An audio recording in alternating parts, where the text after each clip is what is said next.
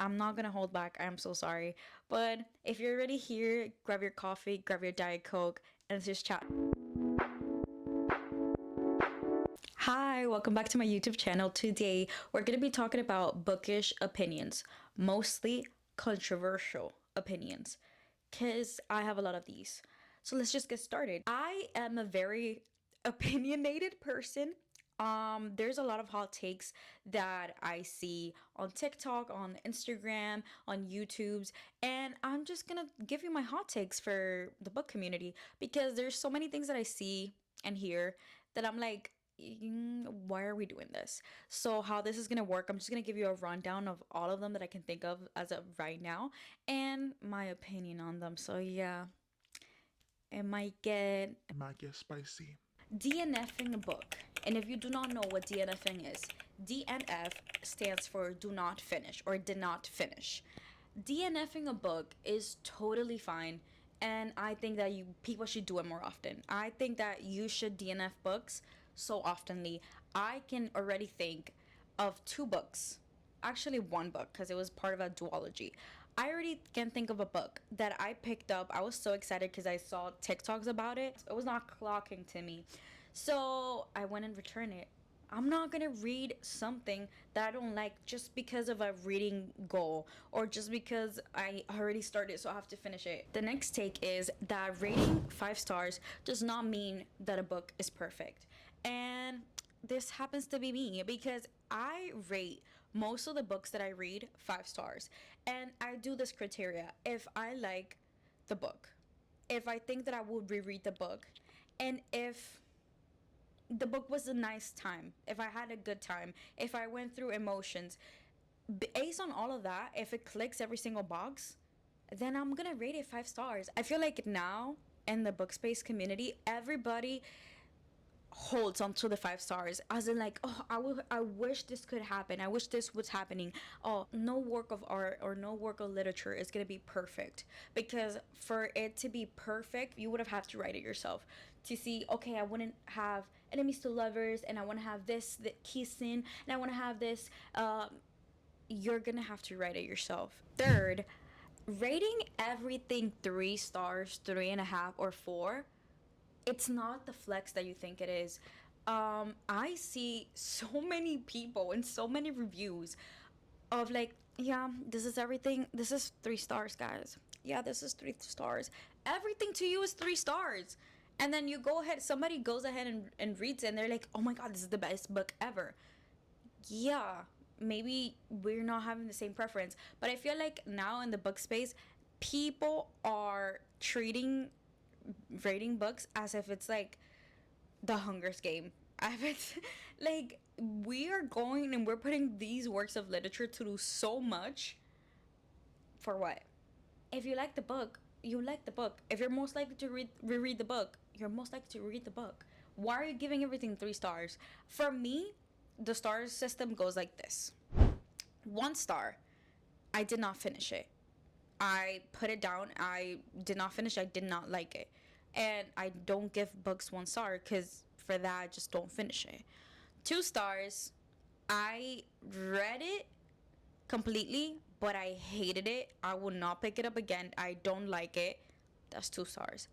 3 stars, it was weird. Something was missing, or it was good at one point, and then I don't know what the frick happened that at the end it didn't finish, or it just didn't click, or I didn't understand the plot, or I would have preferred to read another book. By the end of it, I would have preferred to read another book than to read the one that I just finished.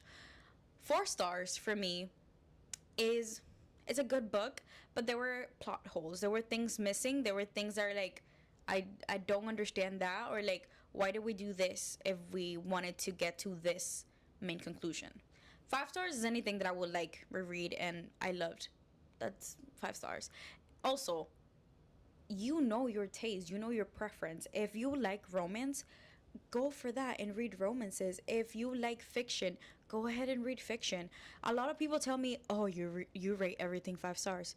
Cuz I know what I like. I know I like romantasy. I know I like fantasy. I know I like romance. So why would I put myself through reading a nonfiction or autobiography or something that I know that I'm not gonna enjoy.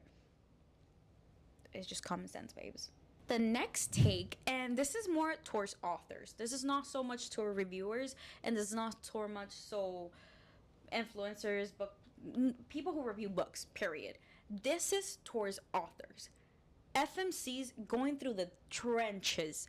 I'm talking like our FMCs, our female main characters, going through so much trauma, so much sadness, and so much bad experiences happening to them that you're genuinely like, dang, when is it gonna end for her? Like, I want my girl to be good. My girl's been through the trenches. I don't understand what the point is now, and this is mainly in fantasy, to put a female main character through so much. You're reading her story, and this character, she's going, her parents abandon her, her only family dies, she has to like fight against the world, she dies, she comes back alive, she gets robbed, then she gets beaten up. Like, give my girl a break. Like, it's it's so much going on. It literally reminds me of the I Can Do It With a Broken Heart, because that's how some of these authors treat this female main characters. Like, you know what, let's just crumble up this piece of paper, break it, burn it, and then we're just gonna throw her into the wild and see how she figures it out by herself. Like, it makes me feel bad for the character, but some of these stories are really good. I just think that we should not put so much trauma and experiences on our female main characters. If it serves your plot, if it serves your book, I understand. But you're telling me that there was no reason for this character to get beaten up. Why does she get beaten up? I'm gonna just leave that there, and you can think about that one yourself. This one is kind of spicy. A book does not need to be deep to be considered worth reading or intellectual. That's just the way that it says. I feel like some of these romance books are worth reading. They're not that deep, they're not that intellectual, but I feel like they're worth reading. And I feel like a lot of people now it's like, you have to read this 5 books in order to become a better person.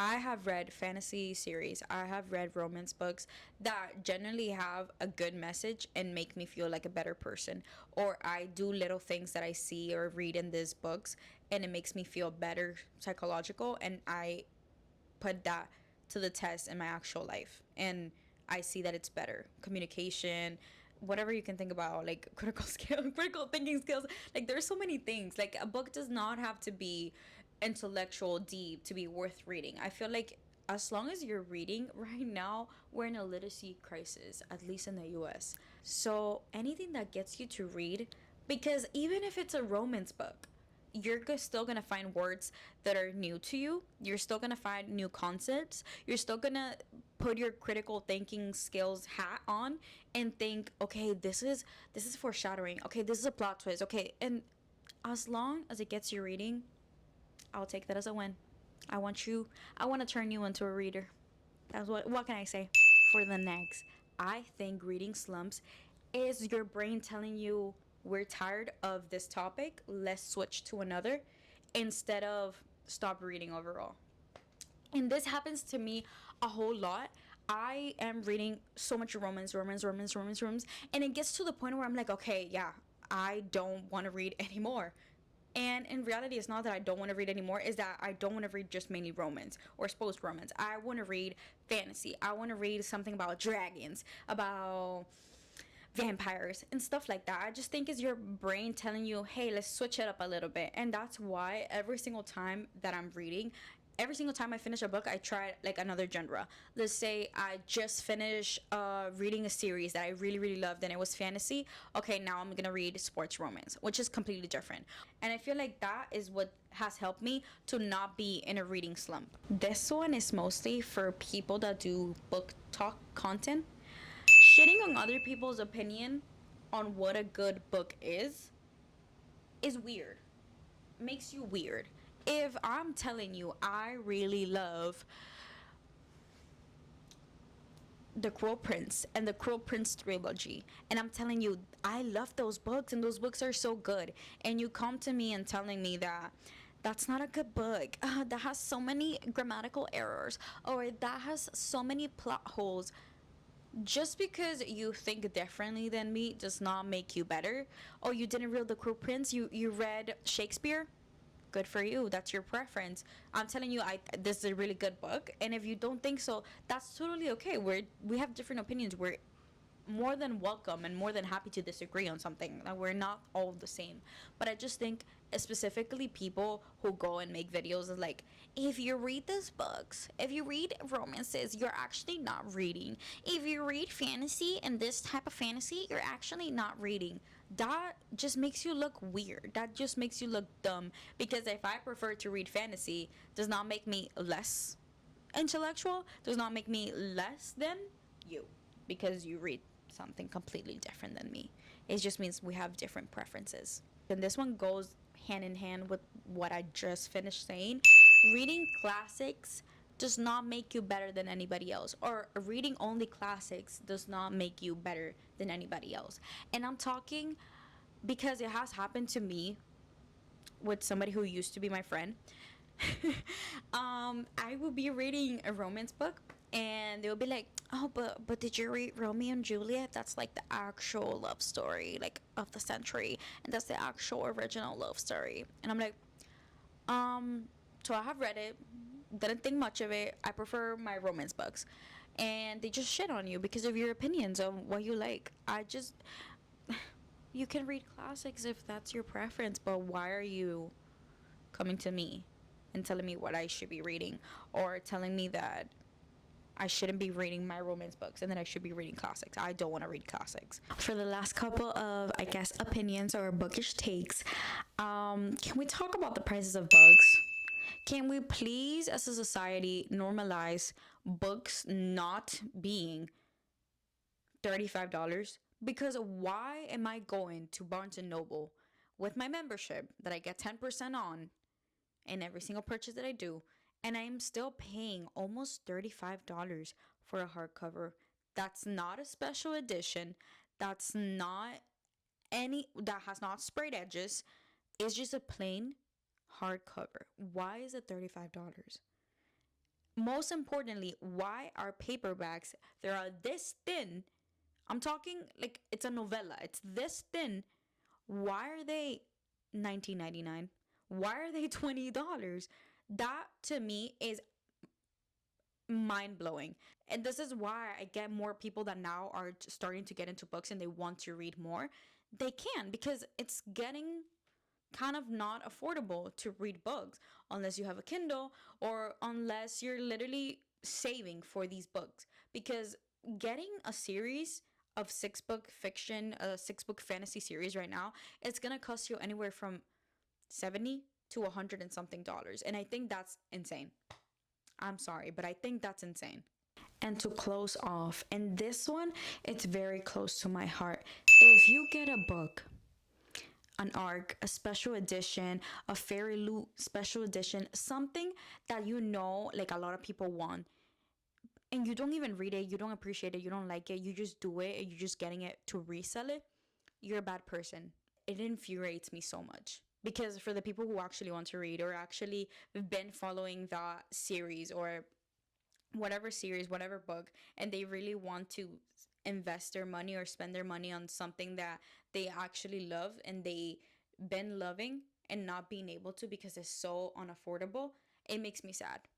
And when I get sad, I get mad. If you don't like books, if you don't read books, and you're just getting books, taking that spot from somebody who actually wants to read that book or actually wants a special edition and reselling it, that's just insane. That's just insane. And this is an example that happens to me. So I have the OG covers of Throne of Glass. They're my pride and joy. I love them so much.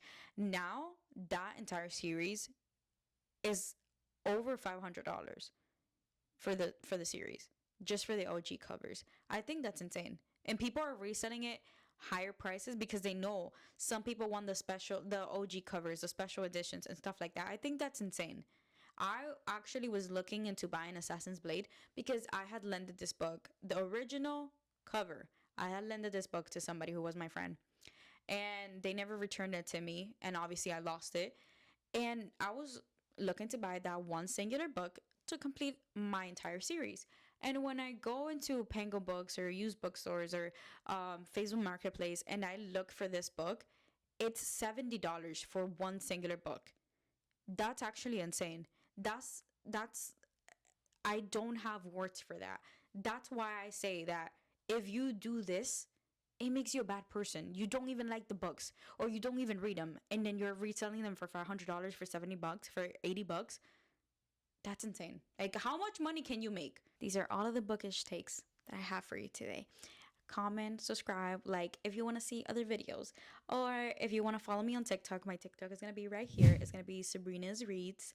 And tell me, what else would you like to see? I love having this chat. I love talking. I love just expressing my opinion, expressing what I have to say. And what about my favorite topic, which is books? So comment, let me know what you would like to see.